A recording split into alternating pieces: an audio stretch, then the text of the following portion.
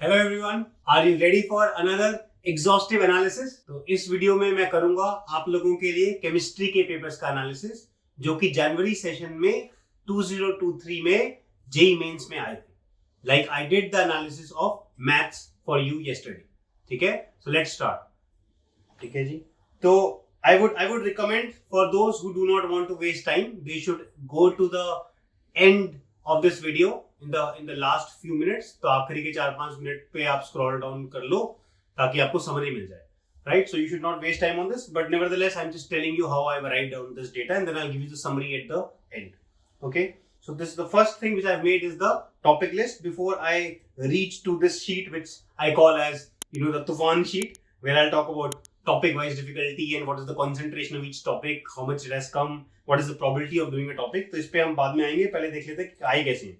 So this is the listing of all the topics which I have done. So there are total 34 topics. 34 में से there are 13 topics in physical chemistry. There are 10 topics. If I just minimize this, there are 13 topics in physical. There are 10 topics in organic. There are actually 11 topics. Aldehyde ketone and carboxylic acid को हम एक मान लेते हैं, और GOC actually there are 12 topics. GOC is equivalent to 2 topics. So and then we have 11 topics in chemistry. But largely अभी हमने 34 topics माने। ठीक है जी, अब इसमें देख लेते हैं। तो 11th में 8 टॉपिक है फिजिकल केमिस्ट्री के, और 12th में जो है वो 5 टॉपिक है, और यही 5 टॉपिक ज्यादा इंपॉर्टेंट आएंगे, अभी हम देखेंगे।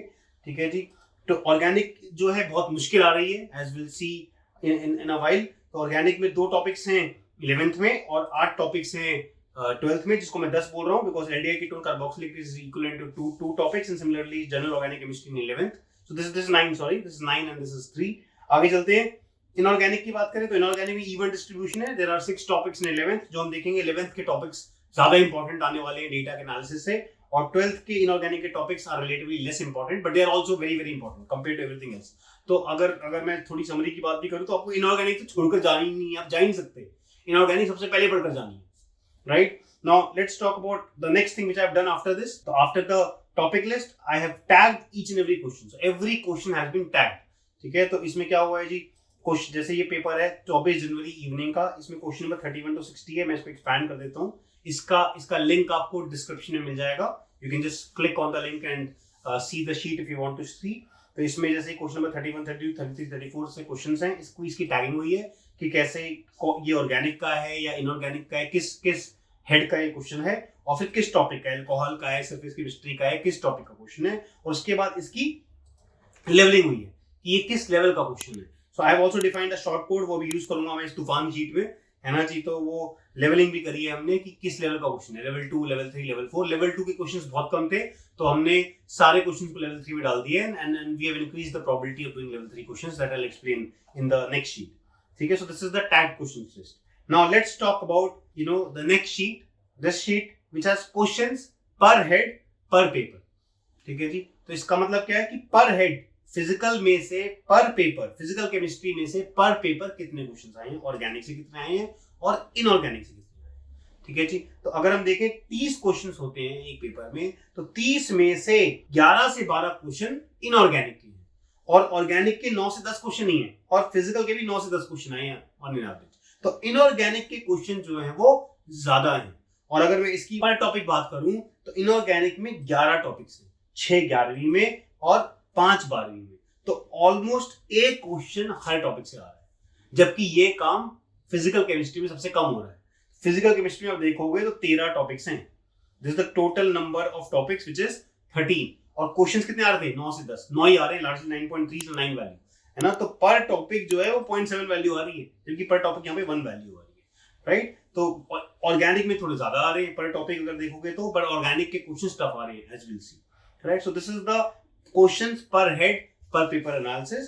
So there are 9 questions coming out of physical chemistry, 9 questions in organic and 11 to 12 questions in inorganic. अच्छा, इसमें एक देखने की बात है, एक एनालिसिस आया है which is this। क्या एनालिसिस है जी कि 11वीं के फिजिकल के टॉपिक्स हैं 8, पर क्वेश्चंस कितने आ रहे हैं उसमें से 4 से 5, है ना। 12वीं के फिजिकल के टॉपिक्स हैं अगेन 5, और उसमें भी क्वेश्चंस आ रहे हैं 4 से 5।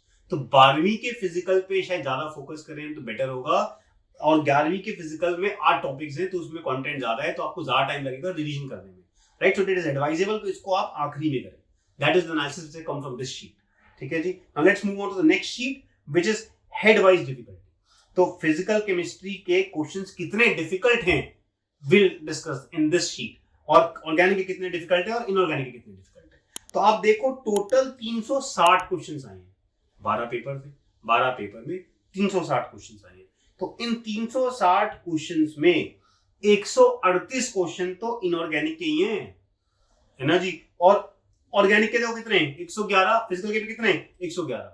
राइट. तो बराबर बराबर क्वेश्चन आए हैं, पर मैक्सिमम क्वेश्चन किसके आए इनऑर्गेनिक केमिस्ट्री के. अच्छा, और मजे की बात, ये 138 में से 98 क्वेश्चन, ऑलमोस्ट 100 क्वेश्चन लेवल 3 है. लेवल 2 लेवल तो बाकी नहीं करा. तो ये सबसे आसान ही हो गए, इजी टू मॉडरेट क्वेश्चन हो गए. तो ये 100 क्वेश्चन इजी टू मॉडरेट है, जबकि यही परसेंटेज ये बात करो तो ये 49 है.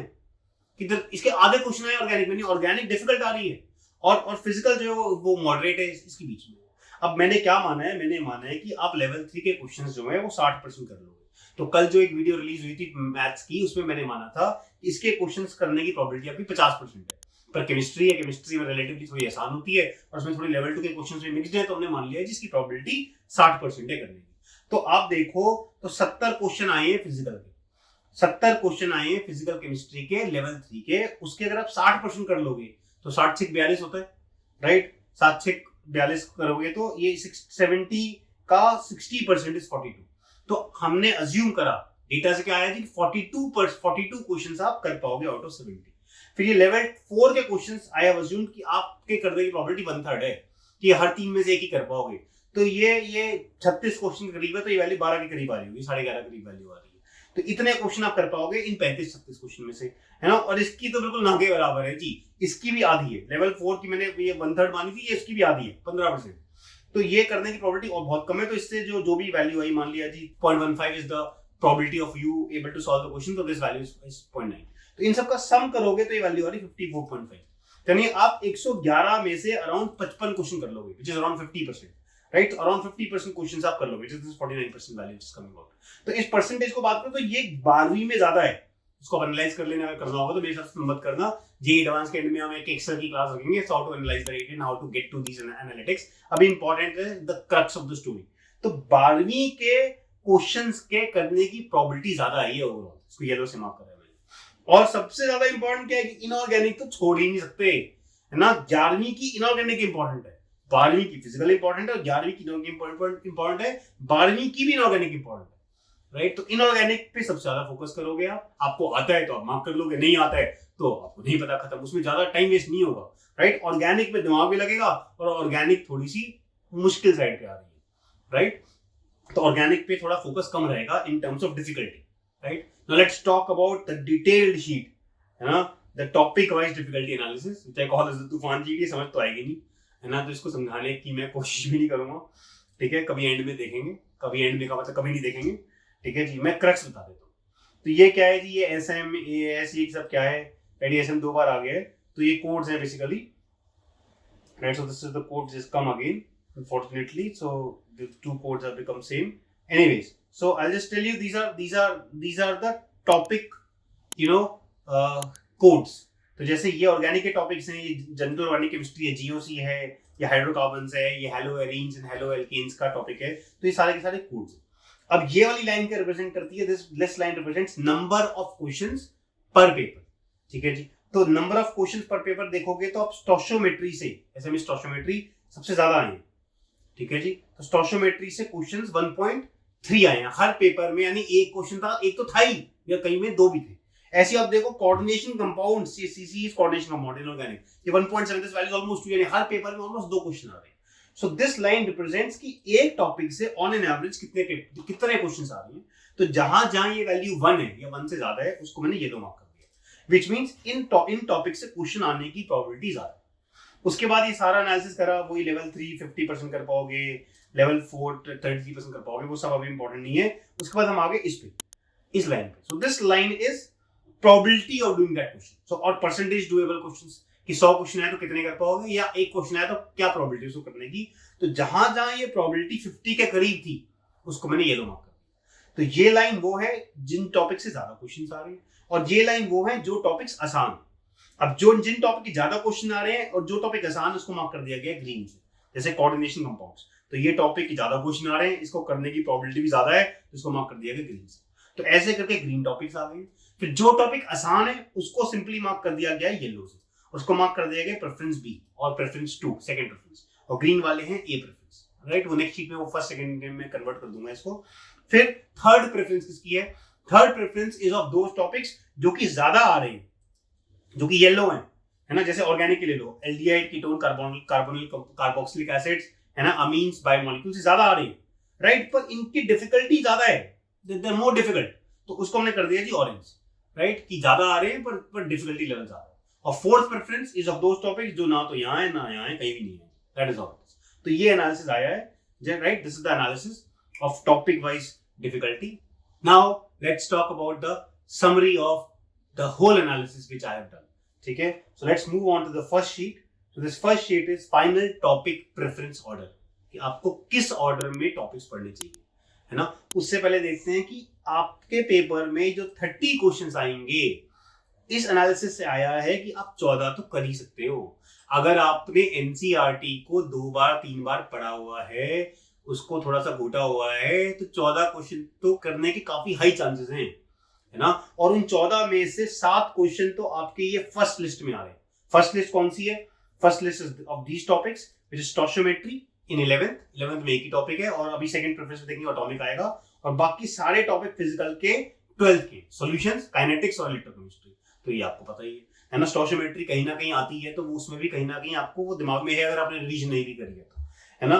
ऑर्गेनिक में सिर्फ एल्काइल हैलाइड्स और अराइल हैलाइड्स टॉपिक है जिस पर आपको फोकस करना है। बाकी केमिस्ट्री इन एवरीडे लाइफ बहुत इरिटेटिंग टॉपिक है, टॉर्चरस टॉपिक है, पर ये ही हमें नंबर दिलाएगा, तो इसको छोड़ना नहीं है, बिल्कुल घोट के जाना है एनसीईआरटी से। This is very very important. Study this topic twice thrice, there is a very high probability that you will be able to answer the question, और इसके क्वेश्चन भी ज्यादा है। And then inorganic, as I have said a few minutes ago, कि inorganic तो बहुत important है, और 11th की इनऑर्गेनिक ज्यादा इंपॉर्टेंट है। अब देखो यहाँ पे 11th में हाइड्रोजन एस ब्लॉक आ गया, पी ब्लॉक नहीं है, पी ब्लॉक 12th का भी नहीं है, डीएफ हो गया, एक्सट्रैक्टिव मेटलर्जी और कोऑर्डिनेशन कंपाउंड तो स्टार टॉपिक है, स्टार टॉपिक है। इसमें लॉजिक भी होता है, और कंटेंट थोड़ा कम होता है, और क्वेश्चन ज्यादा आते हैं, और डिफिकल्टी कम होती है, तो ये इनऑर्गेनिक सबसे ज्यादा इंपॉर्टेंट है। तो this is the first preference. तो इन 11 टॉपिक्स को आप कर लोगे तो आप 7 क्वेश्चन अराउंड कर पाओगे, दैट्स द आइडिया, ठीक है। तो आई कैन एक्सप्लेन दिस, जैसे ये देखो, जैसे कोऑर्डिनेशन कंपाउंड ले लो या केमिस्ट्री इन एवरीडे लाइफ ले लो, 13 क्वेश्चन आए हैं, total question, TQs means total questions, उसमें 13 की 13 जो हमने मार्क करे वो लेवल 3 है,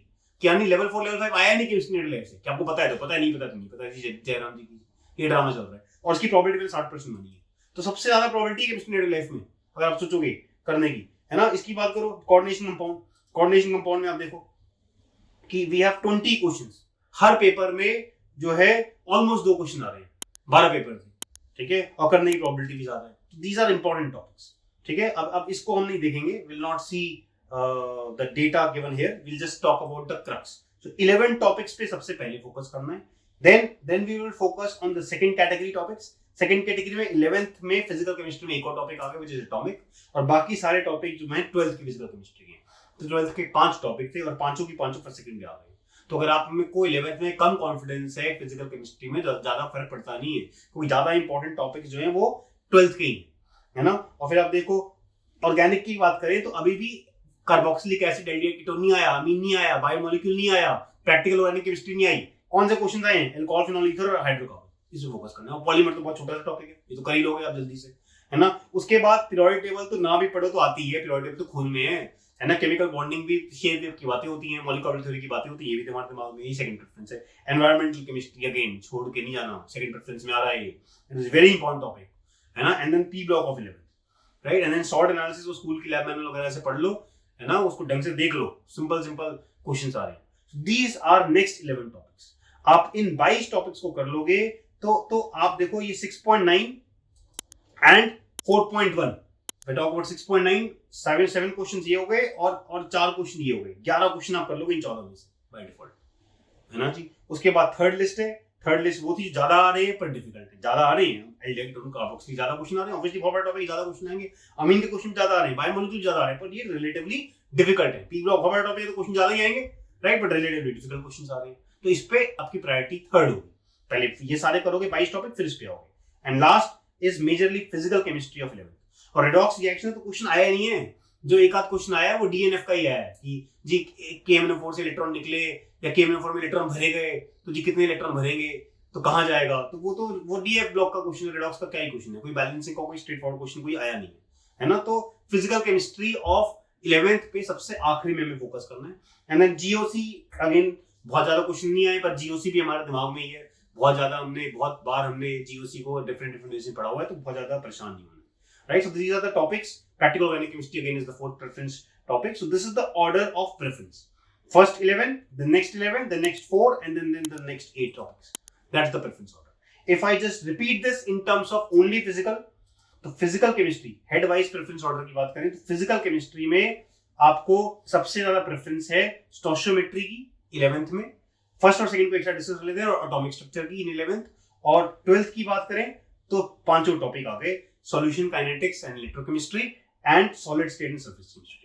सो ये फिजिकल केमिस्ट्री के टॉपिक्स हैं जिन पे आपको फोकस करना है 11th की फिजिकल केमिस्ट्री एंड में, ठीक है जी। ऑर्गेनिक की बात करें, ऑर्गेनिक में हेलो एरीन्स पे फोकस करना है, केमिस्ट्री एंड लाइफ को छोड़ नहीं सकते, है ना। Then hydrocarbons preferably is a better choice compare to aldehyde ketones and carboxylic acids, तो इसको रिवाइज कर लें। अल्कोहल फिनोल ईथर्स, ये 4 टॉपिक हो गए। पॉलीमर तो बहुत ही आसान है, तो पॉलीमर तो करना ही है, तो इसके बाद बाकी पे फोकस करना है, दैट्स द आइडिया। और इनऑर्गेनिक तो करना ही है, फोकस ही फोकस है जी, यहाँ तक फोकस है ना। क्या बचा, सॉल्ट एनालिसिस आखिरी में, और कौन सा जी, P block elements of 12th, बाकी सारा ये छोड़ नहीं सकते। This is very very scoring, this will give you marks, okay. So I hope this analysis would have given you some insight, it will give you some order, if you have some confusion कि पहले क्या पढ़े बाद में क्या पढ़े, 4-5 दिन बचे हैं, so it might help you, ठीक है। So best of luck for your exam, you should not be scared. Chemistry में तो ज्यादा परेशान होना ही नहीं होता है, ठीक है, आराम से जाना है और एनसीईआरटी पढ़कर जाना है, एनसीईआरटी घूट के जाना है। ये एनसीईआरटी पढ़ने का टाइम है इस समय, इन 5 दिनों में मैथ्स, फिजिक्स या फिजिकल केमिस्ट्री भी इतनी कोई आप इंप्रूव नहीं कर पाओगे जितनी आप इनऑर्गेनिक केमिस्ट्री और ऑर्गेनिक केमिस्ट्री इंप्रूव कर पाओगे। तो it is very important, you should focus on NCERT in the coming 5-6 days, okay. Best of luck, happy learning.